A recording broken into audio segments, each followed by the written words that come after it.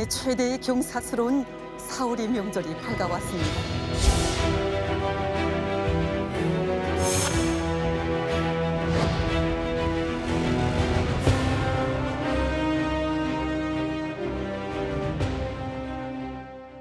자, 얼마 전 4월 15일이요. 북한에서 최대 명절로 불립니다. 태양절이었습니다. 이게 김일성의 생일인데, 자, 그런데 이 할아버지의 생일에 김정은은 뭐 했냐? 영상 하나 볼까요? 자, 이랬습니다. 인민군 포병 부대를 찾은 겁니다. 저렇게 군인들이랑요, 포사격 경기를 같이 보면서 우승한 군인들이랑 저렇게 웃으면서 사진도 찍고 힘차게 주먹도 쥐어보고 저런 사진들을 찍었다는 거죠. 그러니까 이 할아버지 시신이 있는 금수산 태양궁전에 가서 참배를 할 줄 알았더니 무력 행사에 가서 군인들 기 북돋아 준 거죠. 자, 태용 의원님. 네. 이렇게 김일성 할아버지, 그러니까 할아버지 생일에 가서 군인을 동원한 이 군사 행보를 한 게 상당히 좀 이례적이다 이런 평가들이 나와요. 처음 보는 이제 행보입니다. 예. 뭐 김일성의 생일 전에 뭐 미사일을 쏜다든지 네. 이런 군사 행보를 한 적은 있었지만 생일 당일날 저렇게 포스터를 낸 적은 없었거든요. 일반적으로 북한에서 김일성의 생일날 하면 우선 첫째로 여러 가지 음악 축제들을 많이 합니다. 네. 그다음에 체육 축제도 하고 이렇게 이제 명절 분위기를 세워야 되는데 포스터를 냈다. 이건 좀 대단히 이례적이고 그리고 일반적으로 북한에서 태양절 하면 북한 사람들은 네. 이 태양절날을 대단히 기다립니다. 오. 왜냐하면 당적으로 네. 태양절날에만은 좀 배불리 먹게 해라. 그래서 주민들이 야 이거 배급소에 이번에 쌀 좀 들어오지 않았어라고 계속 기웃거리고. 그렇군요. 그다음에 저희가 일하던 저 외교부 같은 경우에는 네네. 태양절날 기름 한 병, 뭐 그다음에 콩기름 한 병, 오. 돼지고기 500g 네. 이렇게 그 무엇인가 입에 들어갈 걸 줘요. 그리고 학생들한테는 태양절 선물 간식이라고 해서 간식? 주고 또 어떤 때는 이제 교복도 무료로 네. 제공하고 그런데 이번 태양절날 보니까 무슨 애들한테다가 태양절 명절 간식을 줬다는 내용도 없고 교복을 무료로 줬다는 내용도 없고 포 쌌다는 내용도 대신 저렇게 예. 포 쌌다는 내용으로 지금 들어가 있어 대단히 이번 저 태양절날 행보는 좀 이례적이다 이렇게 봅니다. 이례적이다. 어쨌든 네. 주민들 입장에서는 그래도 뭔가 이렇게 주는 선물을 받을 거라고 기대를 했는데 네. 저렇게 포를 쓰고 있으니까 조금 의아하다라는 생각이 그렇죠. 들긴 하겠네요. 네. 그런데 이 북한 외교관 시절에 우리 태 의원님은 이 태양절에 굉장히 바쁘셨다 그래요? 예, 일반적으로 모든 북한 외교관들이 태양절을 앞두고는 대단히 바쁩니다. 네. 일단 첫 번째로 왜 바쁜가 하면 태양절날 평양에 있는 만수대 동상, 김일성과 김정일은 동상 앞을 꽃 바구니, 꽃으로 일단 채워야 돼요. 그러면 예. 자기가 나가 있는 해당 나라의 친북 단체들로부터 꽃바구니를 받아서 거기다 놔야 되는데 주제국에 그렇죠. 그러면 내 단체들로부터 돈을 받습니다. 돈을 받아서 북한에 보냈는데 북한에서 저는 꽃바구니를 하나 저기다 만들어 놓는데 평균 100불입니다. 뭐 우리도 이제 장례식장에 네네. 저와 이런 거 가는 거 네네. 거의 한 10만 원 하잖아요. 그래서 저걸 이제 해야 되니까 수금을 해야 되고 두 번째로서는 축전을 보내야 됩니다. 태양절날 축하한다. 예. 그래서 이게 다 항목에 있거든요. 그래서 축전 받으러 다니고 네. 세 번째가 이제 제일 고충인데 뭔데요? 김일성의 노작을 출판했다는 것이 노동신문에 나가야 합니다. 그런데 출판을 하려면 출판사에서 돈을 요구해요. 근데 돈이 없잖아요. 예산을 네, 네. 주는 게 없으니까. 네. 그러니까 회의를 열고 모든 외교관 가족들이 500불씩 내자 이렇게 합니다. 그래서 돈을 걷어가지고 예. 출판사에 가서 김일성 노작을 출판하고 평양에 보고합니다. 그러면 노동신문에 네. 이번에 태양절 맞으면서 영국 어느 출판사에서 김일성의 노작 뭘 출판했다고 또 크게 나가요. 예, 예. 문제는 그렇게 해서 김일성의 노작을 단행본으로 출판했는데 이걸 또 배포해야 돼요. 아니 수천 부, 수만 부 되는 걸 누가 보겠다는 사람이 없거든요. 네. 그러니까 또 각자별로 이제 할당합니다. 내가 만부 배포하고 내가 만부하고 내가 해라. 네. 그런 거 가지고 예 알았습니다. 나가서 쓰레기통에다 딱 버리고 오죠. 그리고 다 영국 사람들 몰래 이렇게 버리는 거예요? 그리고 몇만 부 배포했습니다. 그러면 그것이 성과로 또 이제 항목에 들어갑니다. 아니 그럼 뭐 이렇게 수금하러 다니셔야 되고 저런 노작 뭐 이런 거 만들어서 배포해야 되고 이러면은 태양절이 좀 기다려지지는 않겠는데요, 외교관. 그러니까 외교관들한테는 뭐 태양절이라 해서 봉급 더 주는 것도 아니고 네. 예, 이런 패턴으로 뭐 수십 년 동안 북한 외교관들이 일해 왔거든요. 그렇군요. 뭐 김일성 생일이라지만 어쨌든 북한 외교관들에게는 좀 고충이었을 네. 것 같다라는 생각이 드네요. 근데 어쨌든 북한에서는 이게 최대 명절로 쳤다는 거죠. 그런데 아까 보니까 안조식 교수님, 김정은이 참배를 안 하는 걸로 봐서는 요즘에 좀 그런 분위기가 아닌가 봐요. 태양절이라고 아예 안 부른다면서요, 북한에서. 예, 그게 한 2년 전부터 예. 좀 두드러지게 나타났는데요. 2024년 무렵부터 예. 원래 이제 김일성 생일은 태양절, 그리고 김정일 생일은 광명성절 이렇게 불렀는데 태양절, 광명성절이라는 명칭을 잘 안 쓰고 2월의 명절, 4월의 명절 이렇게 쓰는 겁니다. 그래서 이제 예. 근데 이 태양절 명칭이 사라졌다 이렇게 이제 기사들 많이 쓰니까 네, 네. 북한이 또 남한 언론 모니터를 세게 하거든요. 그러니까 그래요? 예. 태양절 용어가 사라지진 않았어요. 지금도 또 나오긴 쓰나요? 나오는데 은근슬쩍? 예. 네, 빈도가 굉장히 약해졌다는 거고요. 네. 그리고 또 북한이 이제 주체의 나라 아니겠습니까? 예, 예. 그래서 이제 원래 김일성이 태어난 1912년을 주체 1년 해가지고 예. 주체 연호를 써왔어요. 그러니까 주체 110 몇 년, 2010 몇 년 이런 식으로 연호를 써왔는데 예. 2년 전인 2024년부터 노동신문에서도 주체 연호가 사라졌습니다. 그냥 서기 연호 2020 몇 아. 네네. 년만 이렇게 나오고 시작했고요. 또 한 가지 말씀만 더 드리면 이 보통강 주변에 예, 원래 예. 이제 김일성 관저가 있던 지역이 있어요. 근데 그 지역에 지금 2021년부터 김정은이 뭐 인민들을 위해서 고급 주택을 짓겠다라고 해서 저기 뭐 부근인가요? 예, 이제 예. 경루동이라고 이제 이름을 김정은이 새로 지었는데 네, 네. 저기에 테라스형 야외 고급 주택 단지를 건설을 했습니다. 오. 근데 이제 북한이 보면 김일성이나 김정일이나 어디 현지 지도를 하면 예. 여기는 원수님께서 다녀가신 곳 해서 표식비 세워놓고 이런 거 잘하거든요. 네네네. 여기 앉으셨던 곳도 기념을 하는데 그래요? 예. 김일성 관저가 있던 곳을 네.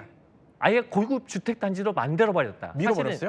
예? 밀어버렸다 뭐 그런 건가요? 예, 그렇죠. 예. 김일성 이 전제가 있던 곳을 이제 밀어버리고 저걸 예. 지은 건데 사실은 김일성 관저가 있던 곳이면 아. 거기에 기념관을 세워도 부족할 곳인데 네네. 저기에 이제 주택 단지를 만들었다. 이게 이제 김정은 시대에 들어서 나타나고 있는 현상입니다. 그러니까 선대가 어떻게 보면 흔적을 남겼던 그 자리를 밀어버리고 아파트를 짓고, 자 보면은 뭐 태양절도 슬슬슬 이제 없애고 있고 용어도 뭐 이야기대로 보고 다시 쓸지는 모르겠습니다만, 근데 여기에 더해서 최근 지방 시찰에서 김정은이 이런 발언을 했어요. 이것도 한번 눈여겨봐야 될 것 같아요. 우리 농촌이 왜 피폐한 상태를 가시지 못했나? 농촌 건설에 말 공부만 해왔다고 해도 과언이 아니다라면서 굉장히 막 질책을 한 겁니다. 엄청 질책을 한 건데 여기서 그 말 공부만 해왔다 이 표현이 뭐냐? 이게 그러니까 사회주의 농촌 태제라는 거를 비판을 한 겁니다. 근데 이게 할아버지 김일성 거라면서요? 예, 그렇죠. 이게 1964년도에 김일성이 발표한 예. 이제 사회주의 농촌 태제가 지금까지 북한의 농업 정책의 근간이었습니다. 그런데 이제 김정은이가 가서 저걸 비판하면서 반세기 동안 이걸 가지고 했는데 이렇게 비피하냐 이렇게 했거든요. 그런데 사실 김정은이 아니고 네네. 다른 간부가 저 말을 했다면 예. 그 다음날 저건 완전히 공개 총살감입니다. 그건 또 안 돼요? 예. 그런데 저런 말을 이제 뽀젓이 했고요. 오. 저 정도가 아닙니다. 지금 김일성의 정책에서 가장 중요한 통일 정책. 네. 그 다음에 이제 통일 전선 정책을 부인하고 두 개의 국가론을 지금 김정은이가 내놨습니다. 그리고 김일성이 내놓았던 통일 유훈과 관련한 유형물들, 네. 뭐 조국 통일 3대 기념 헌장 탑이라든가 이런 걸 몽땅 크레인을 동원해서 다 까부시고 네. 한국을 향해서 이제는 두 개의 민족도 우리 하나의 민족도 아니다. 두 개의 민족이고 이제는 두 개의 국가로 가자라고 하면서 완전히 정책을 흔들고 결국은 모든 조형물을 다 부셔서 없애버렸습니다. 그러니까 저 정도로 뭐 사회주의 농촌 태제 정도 비판한 것보다 더한 그런 걸 나가고 있죠. 아니 그 얘기인즉슨 뭐 통일 정책도 그렇고 농촌 정책도 그렇고 이 할아버지의 정책들이 이제 좀 구시대적이다 이렇게 보는 거예요? 예, 우리가 이 대목에서 김정은이 가지고 있는 태생적인 한계점을 좀 봐야 합니다. 김정은은 백두혈통, 말하자면 김일성의 피를 받은 손자다 해서 북한의 최고 지도자가 됐기 때문에 백두혈통을 계속 활용해야 되는 이런 딜레마를 가지고 있습니다. 예. 그런데 손자인 김정은과 할아버지인 김일성 간에 그 어떤 연대 고리가 없어요. 김정은은 손자로서 김일성을 한 번도 만나보지 못했고 네네. 지어 설날에 가서 세배를 드리고 용돈 받아본 적도 없어요. 이렇게 완전히 서로 별개의 존재였고 용돈도 못 받아서. 그럼요. 네. 김일성 앞에 나타도 못 났습니다. 그리고 유년 시절에 김정은은 스위스에 가서 유학했습니다. 네, 네. 그 기간에 결국은 다른 북한 애들은 김일성의 혁명 역사를 달달 외우면서 우상화 교육을 받았는데 김정은은 그때 스위스에 가서 김정은이 결국은 어떤 문화냐 미국 문화권에서 자랐고 김정은이가 그때 유년 시절에 우상화했던 건 김일성이 아니라 결국은 실베스터 스탈론과 같은 이런 인물. 그 다음에 이런 장 클라우드 이런 반담과 같은 이런 군육질 인물 이런 인물들이었습니다. 그래서 김정은이가 처음 지도자가 되자마자 북한 TV에 이제 그 운하서 악단이라는 걸 공개했는데 그때 북한 사람들이 깜짝 놀랐어요. 아니 북한 TV에 로키의 그 산악을 달리는 장면에 I gonna to fly 뭐 이런 노래가 터져 나오고 프랭크 시나트라의 My Way가 나오고 하니까 북한 사람들이 야 이게 뭐야 저거 이제부터 그럼 뭐 미국하고 어떻게 한다는 거야 이러면서 대단히 충격을 받았는데 이렇게 김정은이가 아이 때 추앙했고 우상화했던 인물과 현실 정책 간의 괴리가 있기 때문에 계속 김정은은 지금 할아버지도 이용해야 되고 자기가 또 그 아이 때 자란 그런 문화적 이런 내부적인 충돌 과정이 지금 계속 지속되고 있다고 보아집니다. 또 내적인 충돌이 있을 수 있다. 근데 어쨌든 우리가 쭉 지금까지 얘기를 한 거 보면은 이제 김정은의 머릿속에는 할아버지는 잊어라. 나는 내가 할 길 간다 이러는 것 같습니다. 그런데 말씀하셨던 것처럼 사실 시작부터 또 그랬던 건 아닙니다. 안종식 교수님.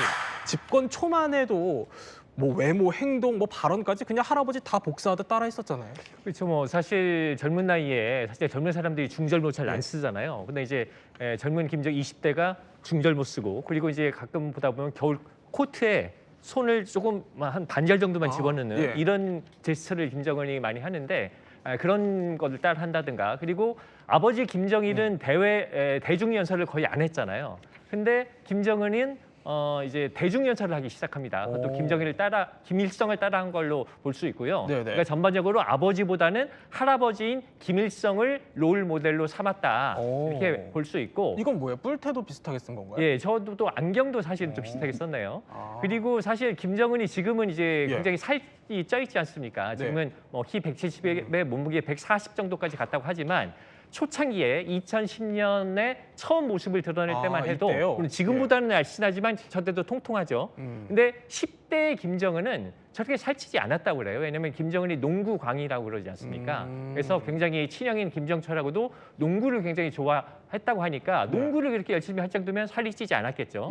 근데 이제 자기가 권력의 전면에 나서기로 시작하면서 롤 모델을 할아버지를 삼으면서 김일성처럼 보이려고 일부러 살을 찌웠다 이런 얘기도 있습니다. 그렇군요. 그러니까 외형적으로도 좀 할아버지를 따라가려고 했다는 거예요. 그러다 보니까 점점 외형적으로도 제법 비슷한 구석들이 보인다라는 얘기들이 있어요. 저희가 그래픽으로 한번 정리를 해봤는데 자 보면은 이렇게 눈매며 뭐 광대뼈, 입이나 이런 부분들이 점점점 할아버지랑 비슷했다라는 이제 일각의 보도들이 계속해서 나왔었던 거죠. 그러다 보니까 일각에서 혹시 이용재 평론가 성형수술한 거 아니냐 이런 지적들도 꽤 있었어요? 네, 2013년에 중국의 선전 위성 TV가 김정은의 성형수술 의혹을 이제 발표를 하면서 뭐 중국의 외교관을 통해서 사실을 확인했다 뭐 이런 식으로 보도를 냈었는데요.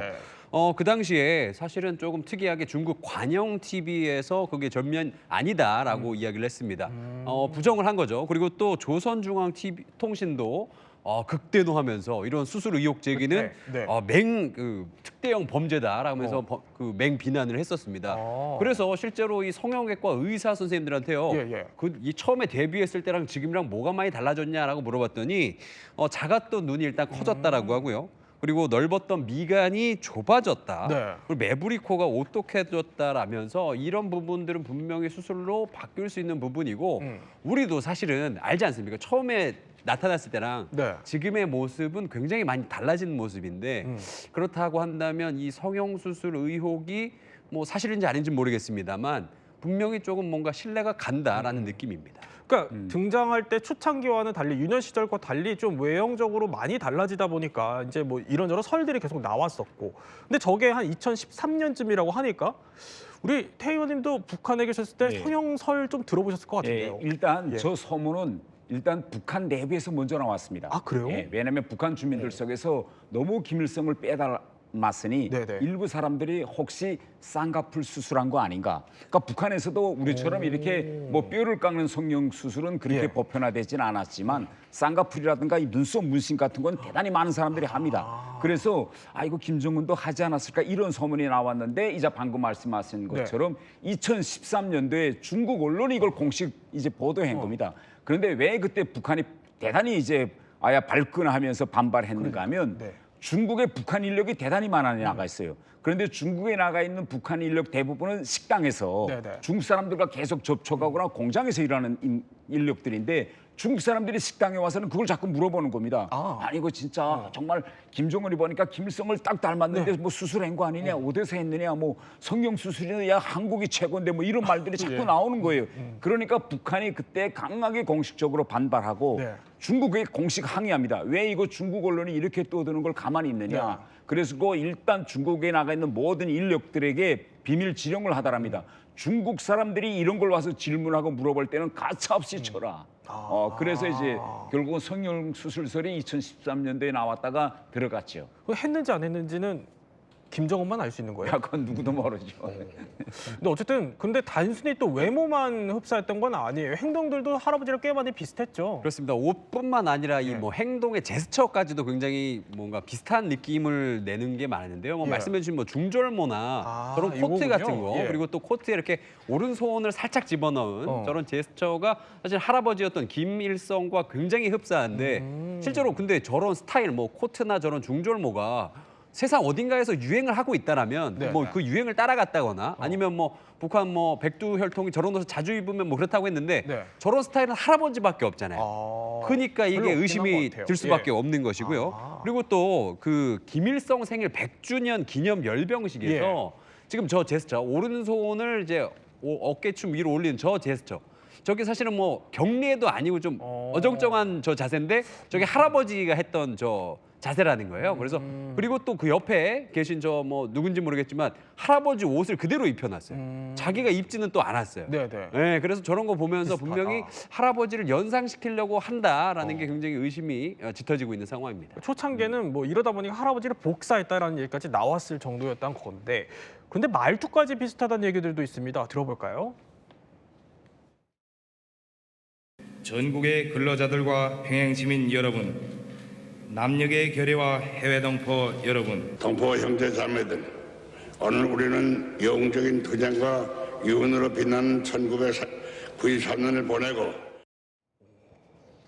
뭔가 상당히 좀 흡사하다는 생각이 들긴 합니다만 혹시 뭐 이렇게 뭐 외형적으로도 그렇고 행동도 그렇고 이런 거를 누가 좀 옆에서 코치를 해주나요? 예, 그 북한에 이제 그 3층 서기실이라는 곳이 있는데 예. 거기에서는 매일 김정은이 어떤 옷을 입고 나갈지 머리 스타일은 어떻게 할지 그걸 몽땅 다 기획을 합니다. 그래요? 예, 이건 김정은 때 와서 한 게 아니라 네. 김정일 때도 그렇고 김일성 때도 딱 같았습니다. 그러니까 김정일 때 같은 경우에는 김정일이가 키가 작잖아요. 네. 그렇기 때문에 키 높은 구두를 신게 하고 지역 카메라를 이제 비칠 때 이걸 어떤 각도에서 비치겠는가로부터 시작해서 옷차림, 머리 이 모든 걸 다 기획해서 저렇게 연출을 하는 거죠.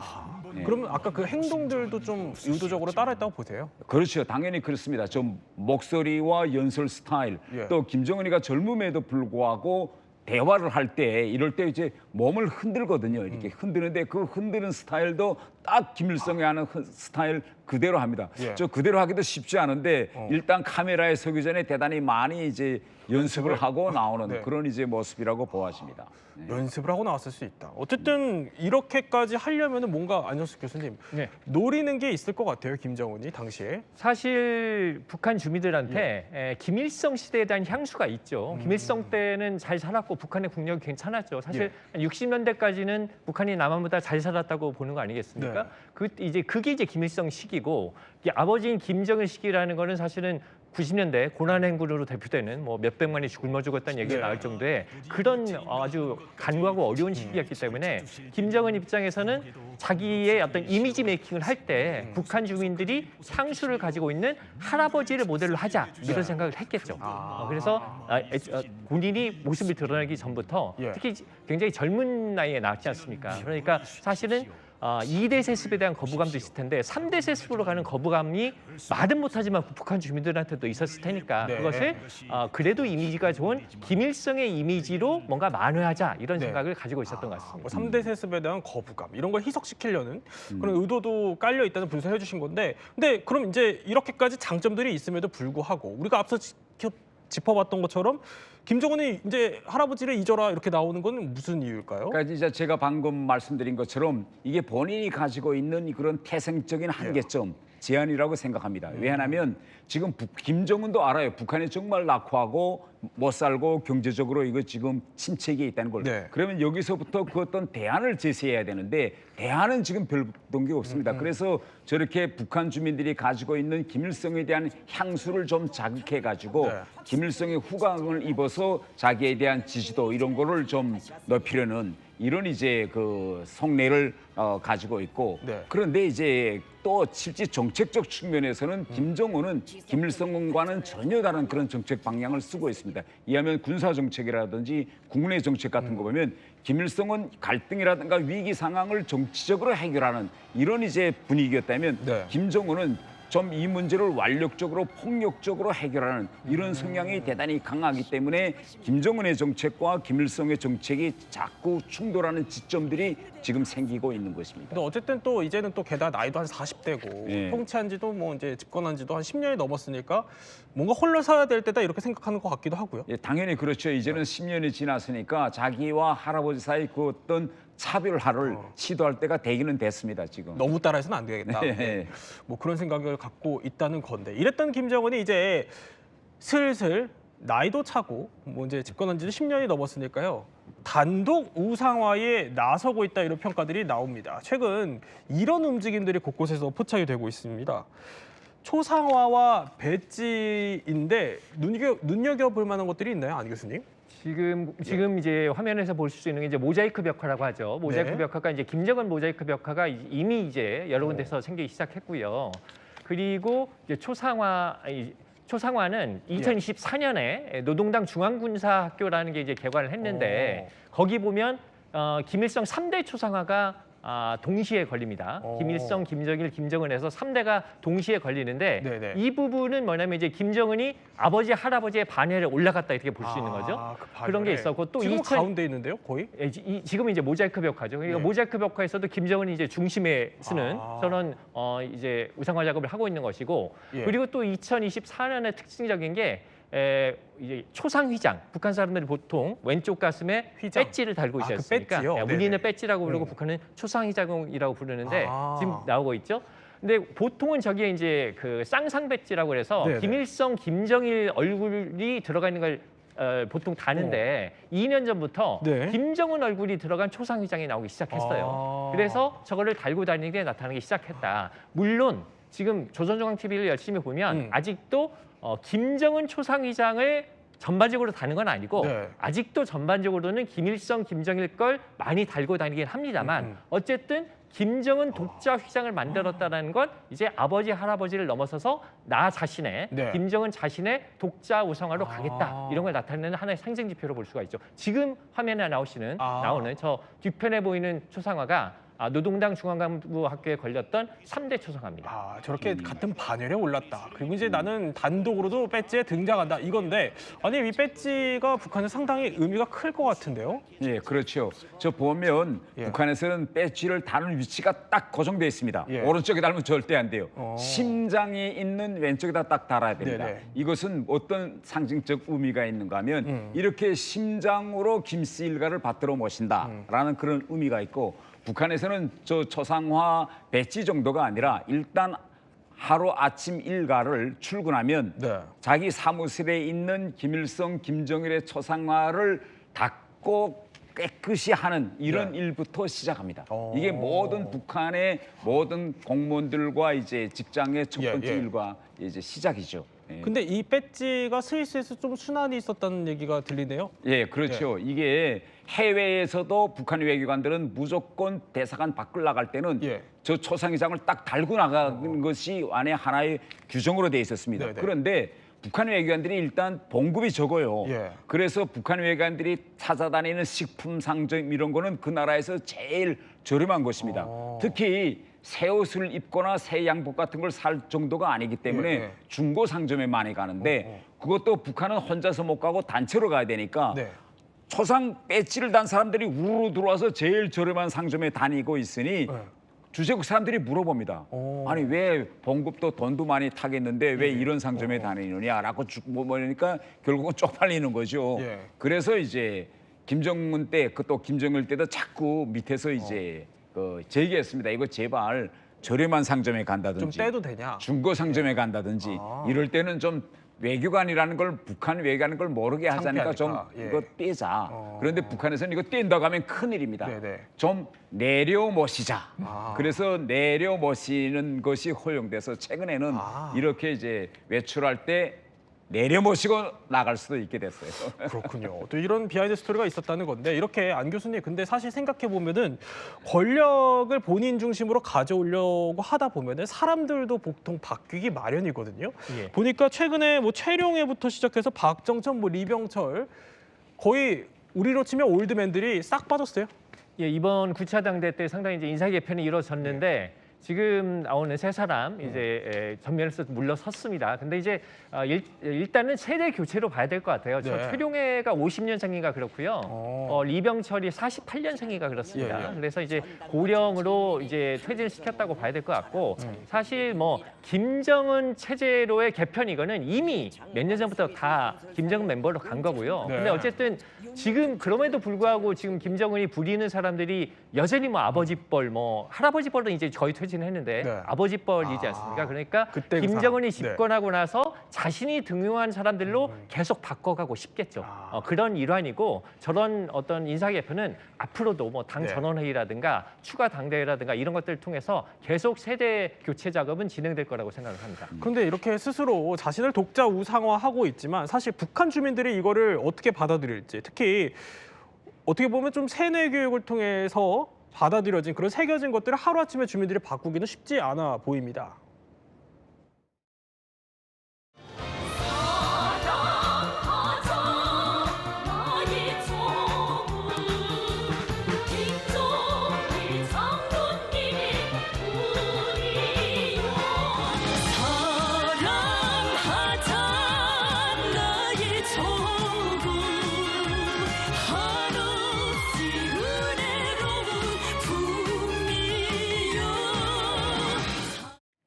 자, 이게 뭐냐? 똑같은 노래인데 김정일 장군이라는 가사를 한없이 은혜로운 품이다라는 가사로 바꾼 건데 이거 근데 북한 주민들이 그럼에도 불구하고 이전 버전으로 부른다 그래요? 그 입에 붙어서 사실은 좀 바꾸기가 어렵죠. 뭐 가사라는 건 더 심각한데요. 저 사랑하자 나의 조국이라는 노래가 1995년에 발표가 됐습니다. 근데 보시는 것처럼 들으시는 것처럼 김정은 찬양 표현이 담겨 있거든요. 근데 요거를 2021년에 김정일 장군님의 품위어를 한없이 은혜로운 품위어로 바꿔라라는 네. 이제 지령이 내려왔지만은 사실 아직도 최근에 뭐 청진 시내에 있는 한 공장에서 저 노래를 부르는 과정에서 여전히 김정일 장군님의 품위어로 불렀다라는 이 소문이 돌고 있습니다. 근데 어쨌든 안 교수님, 예. 어쨌든 선대를 이렇게 지으려는 행보가 한편으로는 본인이 갖고 있는 그 백두혈통에 대한 정통성을 부정할 수도 있게 되는 거 아닌가요?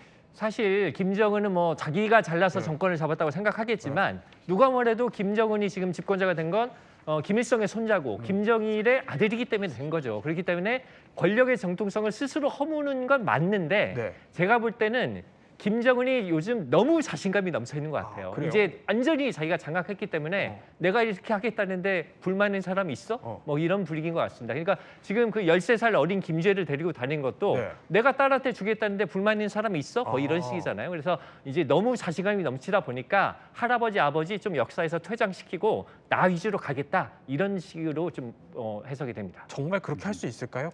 글쎄요. 지금 이자 방금 말씀하신 것처럼 김정은이가 그 자리에 올라갈 수 있은 건 백두혈통회 아니겠습니까? 그런데 지금 김정은이 고민 지점은 자기의 그 권력을 딸인 김주애한테 어떻게 하면 넘겨줄까 이겁니다. 그런데 북한 사람들이 머릿속에 각인된 것은 혈통 하면 남자로서 유지되는 것을 혈통이라고 네. 하고 있거든요. 그래서 지금 현재 김정은은 이 할아버지, 아버지, 자기로 이어오는 이 남자들의 이 혈통을 어떻게 하면 딸에게도 무난히 넘어갈 수 있는 이 지점을 어떻게 만들 것이냐. 네. 그러면 좀 자기대에 와서 김일성을 완전히 선대를 지운다기보다는 자기를 김일성과 같은 반열에 올려 세워서 딸에게의 권력 후계 이양을 무난히 하려는 이런 전략적인 목표도 가지고 있다고 보여집니다. 또 이 모든 작업이 사실은 김주애를 위한 작업이 아닌가 또 이런 생각이 들기도 하는군요. 자, 세 분과 함께 김정은의 우상화에 대해서 몰랐던 이야기 살펴봤습니다. 저희는 60초 후에 뵙겠습니다.